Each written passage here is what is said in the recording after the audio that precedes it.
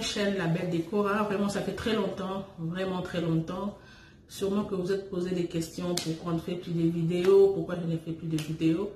Mais voilà, je reviens. Aujourd'hui, je reviens avec un sujet qui est différent de tout ce que je fais d'habitude. Ce n'est pas un sujet par rapport à la décoration, à la motivation. On ne va pas aller visiter une maison. Mais vraiment, c'est un autre sujet. On va débattre sur un sujet qui est très important. Ça fait un mois, vraiment, ça m'est monté, ça montait. Je me suis dit non, je dois quand même parler de ça. C'est très, très important. Alors, le sujet du jour, c'est comment j'ai réussi à éliminer le stress dans ma vie quotidienne. Comment j'ai essayé, comment je suis arrivée à diminuer le taux de stress. Alors, vraiment, soyez vraiment très attentifs. Suivez. En fait, je vais donner quelques conseils. Ça peut vous aider. Ça peut vous motiver, ça peut aider une femme, ça peut vous aider, ou soit vous connaissez quelqu'un qui en souffre, qui passe des moments très difficiles, il a beaucoup de stress. Vous pouvez envoyer cette vidéo, bien parler avec la personne et donner des conseils et essayer de la motiver pour lui dire que tu n'es pas seul dans cette situation. C'est la situation que nous vivions, nous tous ici. Alors, je vais commencer d'abord, je vais donner entre parenthèses, je vais commencer d'abord par raconter mon histoire à moi-même. Vraiment, il y avait un temps où je ne sais plus ce qui s'était passé, mais je m'étais retrouvée vraiment avec un taux, avec de stress niveau élevé. J'étais tellement stressée, donc je me réveille le matin, je ne suis même pas encore descendue du lit, je suis encore sur le lit, mais je stresse déjà. Je sais que quand je vais me réveiller, je vais faire face à la cuisine, les enfants, donc la maison, le travail. Oh, je n'arrivais plus. Il arrivait même des moments où, pour que je me sente mieux, il faut que j'ouvre les frigos, que je fasse entrer ma tête. Je sentais comme si dans ma tête, il n'y avait plus d'oxygène. Voilà, c'est un peu ça. Alors, quelques conseils, quoi. Comment est-ce que j'ai réussi à diminuer ce taux de stress et comment j'ai pu gagner le temps pour moi-même, parce que le vrai problème aussi, c'est qu'on n'a pas le temps pour nous-mêmes. Tu te sens tout le temps dépassé. C'est comme si tu as l'impression que tu ne vis plus. Tu n'es plus belle, tu n'es plus rayonnante, tu ne sais plus quoi faire. Alors, nous allons discuter, on va parler sur ça tout au long de cette vidéo. Voilà.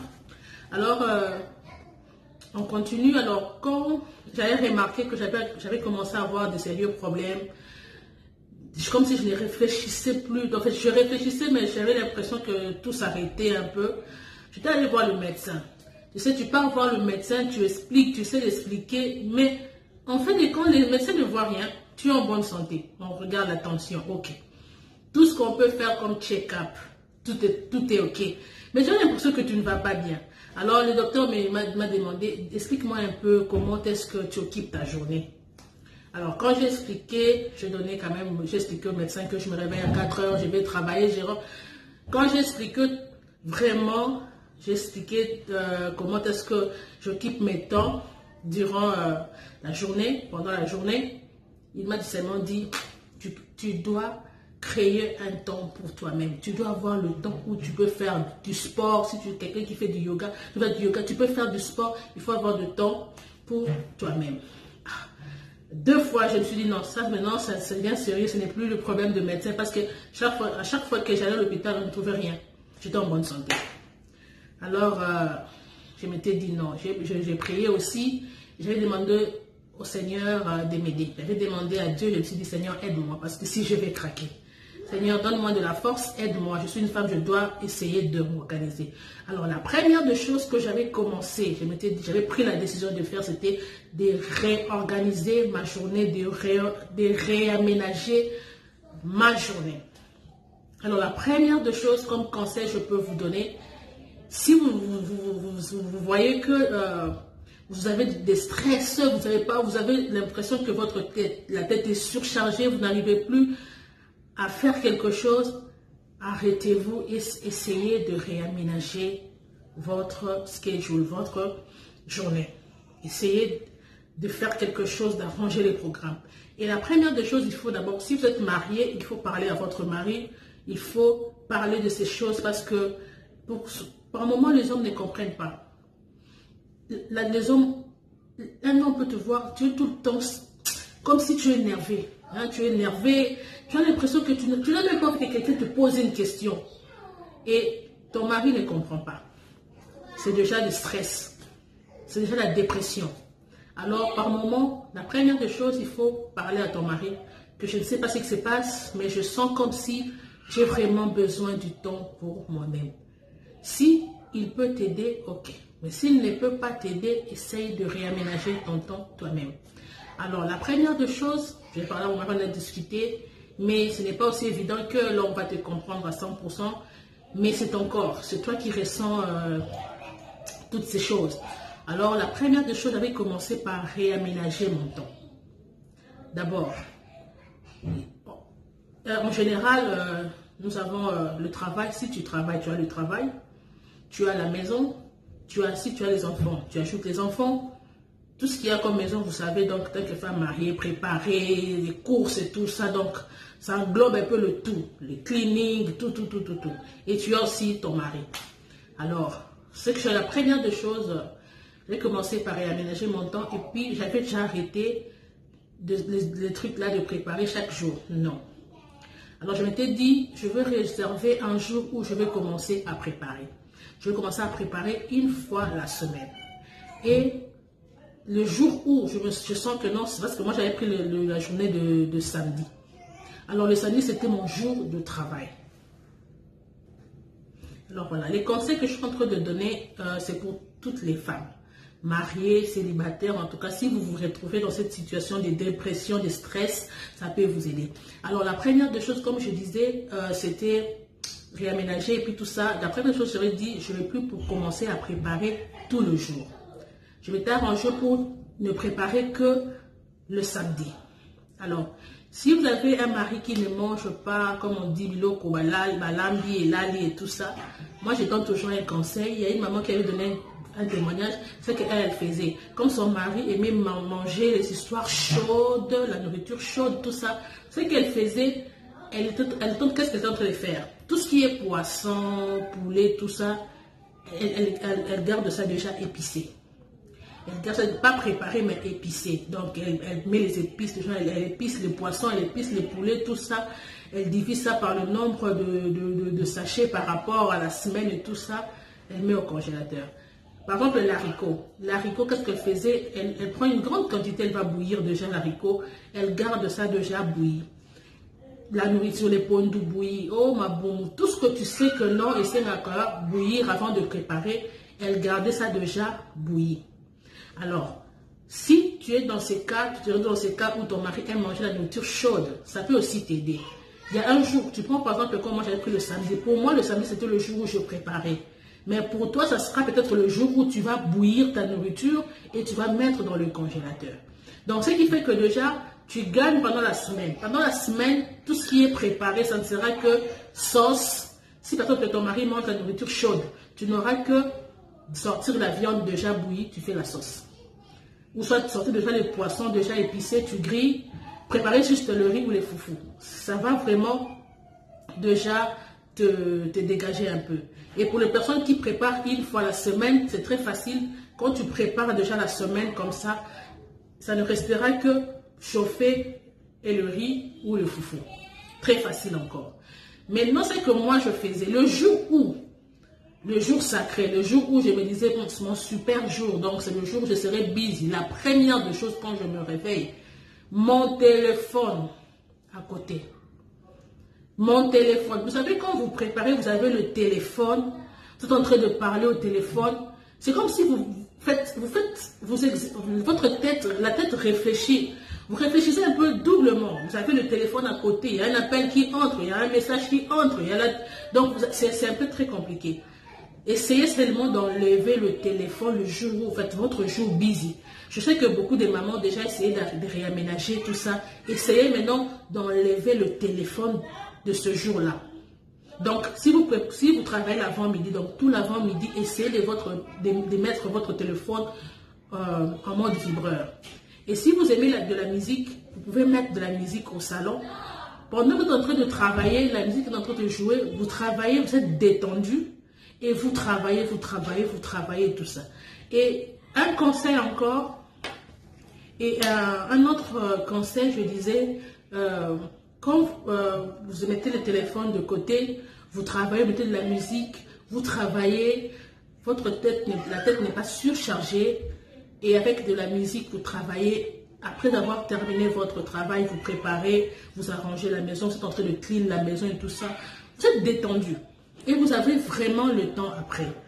Et un autre conseil, pourquoi moi, je soutiens les gens qui préparent, les femmes qui préparent une fois la semaine, par rapport à la décoration et tout ça, par rapport aux odeurs. Vous savez, avec nos appartements, aux États-Unis ou soit en Europe, on n'a pas de très grands appartements, de très grandes maisons. Donc, quand vous préparez tout le jour, votre maison va sentir de la nourriture tous les jours. Vous aurez l'impression que votre maison ne sent plus bon. Aujourd'hui, c'est le poisson, demain, c'est le poulet, donc c'est chaque jour. Mais quand vous préparez une fois ou deux fois la semaine, vous avez le temps de faire respirer la maison, de aérer la maison et avoir la bonne odeur dans la maison. Voilà pourquoi je conseille aussi ça. Et je conseille encore, si vous voulez préparer, par exemple, moi je préfère préparer très tôt. Je me réveille à 7 h, je commence à préparer, maximum 11 h, 12 h, je termine déjà. Et je commence à aérer la maison, j'ouvre les fenêtres, je mets les parfums par-ci, par-là, et la maison sent très bien. Voilà, comme je disais tout à l'heure, ta maison va toujours sentir l'odeur comme si tu ne prépares jamais dans ta maison, mais tu prépares. C'est juste des conseils. Alors, la deuxième chose, le deuxième conseil, étant que parents, apprenons à associer nos enfants dans les tâches ménagères. Très important, ça m'a beaucoup aidé.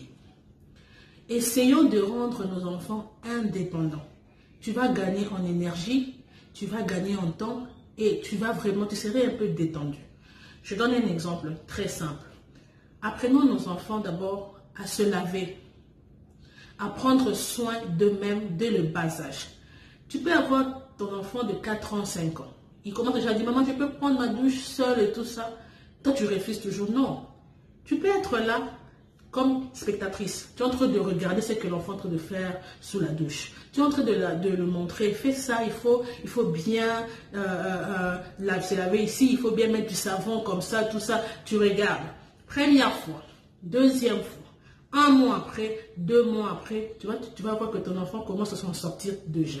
Dès le bas âge, très important. N'attends pas. Oh non, mon enfant est trop petit. Il a 3 ans, il a 4 ans. Vraiment, ne t'en fais pas. Nos enfants sont très intelligents.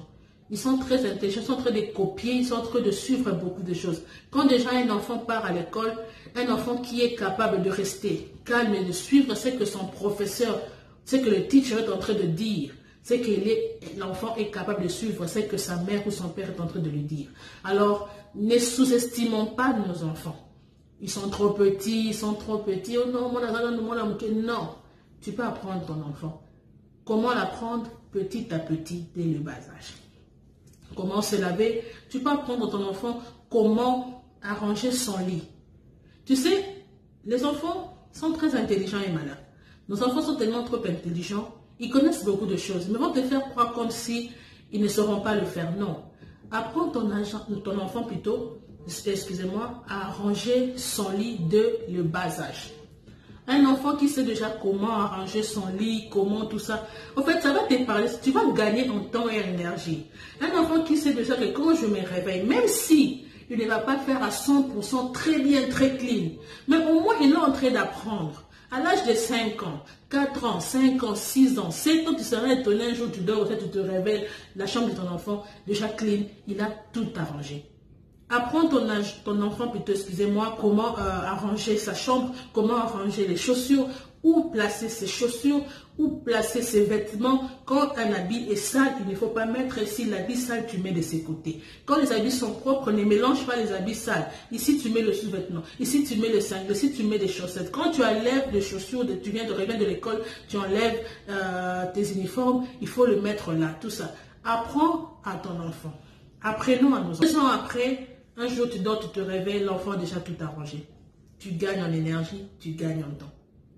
Apprenons nos enfants à clean up. Vous savez, par moments, nous les parents, tu te réveilles comme ça, tu te vois, tu as du désordre, ça te stresse. Mais quand tu commences à clean, non, ne commence pas à clean toi-même. Appelle les enfants. Venez, on va clean. Ils vont venir, vous commencer à clean au même moment. C'est en train d'arranger la maison, d'enlever les saletés, tout ça. Vous commencez à faire le clean up. Vous les faites ensemble. Première fois, deuxième fois, troisième fois. 1 mois après, ils commencent eux-mêmes à clean up.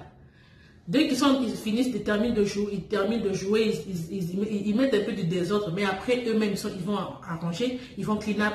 Tu vas voir que tu vas gagner en temps et en énergie. Vraiment. Tu as une fille de 5 ans, 6 ans, une fillette, elle aime bien faire la vaisselle. Maman, je peux la vaisselle. Non, tu es petite.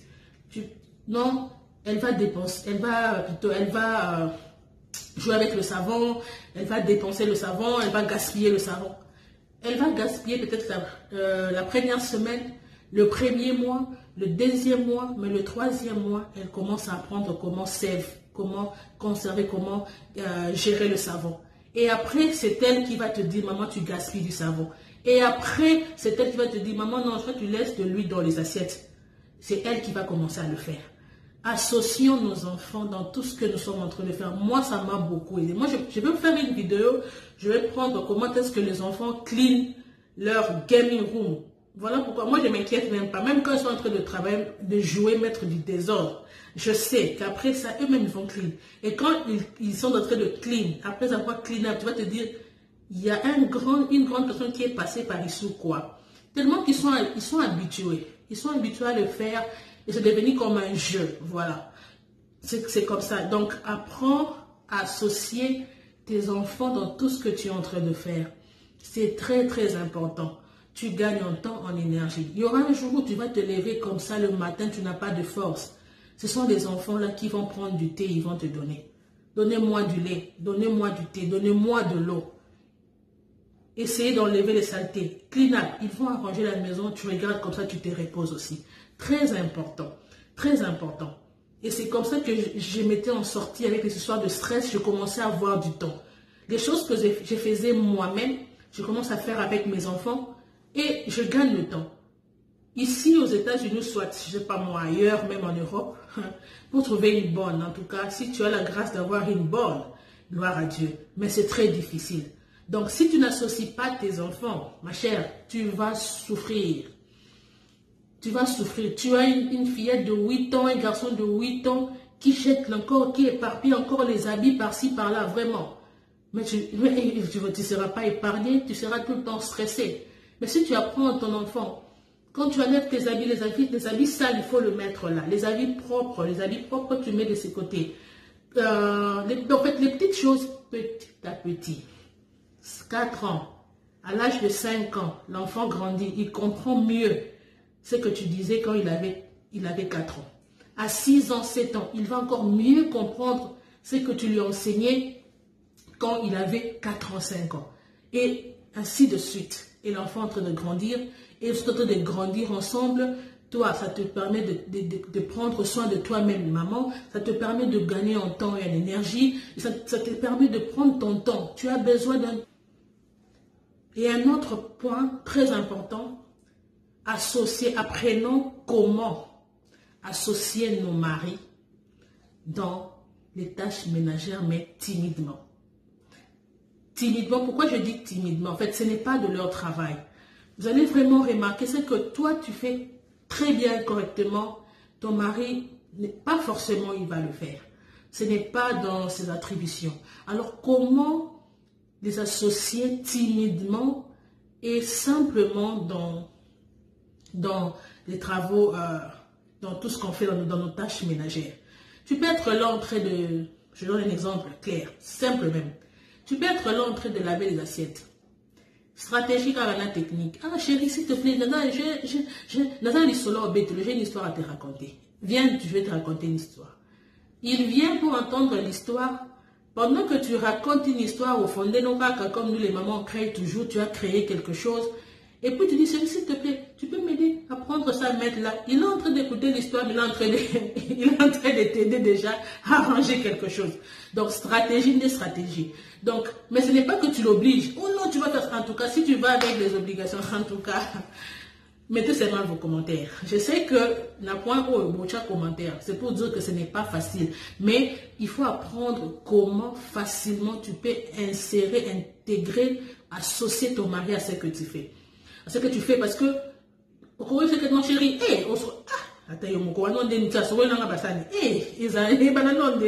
oh, fais pour moi ça. Non, en fait, c'est un peu, bon, ça peut se faire, mais personnellement, je trouve qu'il y a une manière de le faire. Tu peux être en train de laver les assiettes, chérie, non, viens, viens peut-être m'aider, ou soit, je vais te raconter une histoire. Tu crées une circonstance, et pendant que tu es en train de parler, tu peux demander un service, il va te le rendre.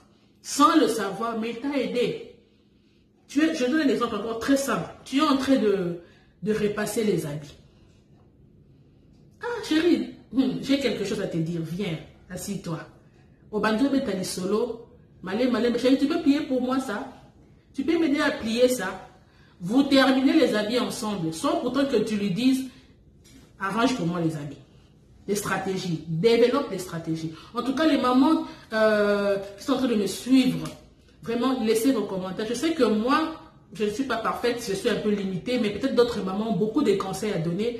Laissez dans les commentaires ce que vous pouvez conseiller à nos jeunes sœurs qui vont se marier plus tard, à nos jeunes sœurs qui sont en train de se marier actuellement. Donc, c'est un peu ça, on est en train d'apprendre. Moi, j'apprends, vous apprenez aussi, on est en train d'apprendre ensemble. Donc, vraiment, merci. N'hésitez pas de laisser vos commentaires, de partager la vidéo. Si c'est pour votre première fois, n'hésitez pas de vous abonner, de liker et de cliquer sur la cloche pour recevoir les notifications. Et n'hésitez pas de partager nos vidéos. Alors, rendez-vous à la prochaine vidéo. Nous allons parler d'un point qui est très important aussi, que nous négligeons souvent, nous les femmes, les jeunes filles. En fait, on continue à apprendre. Si vous avez des commentaires, des propositions, des conseils à donner par rapport à cette vidéo, n'hésitez pas de laisser dans les commentaires. Vous pouvez aider une jeune sœur, une jeune femme. Alors, n'hésitez pas. La porte est ouverte. Merci de votre temps. Que le Seigneur vous bénisse. Bye.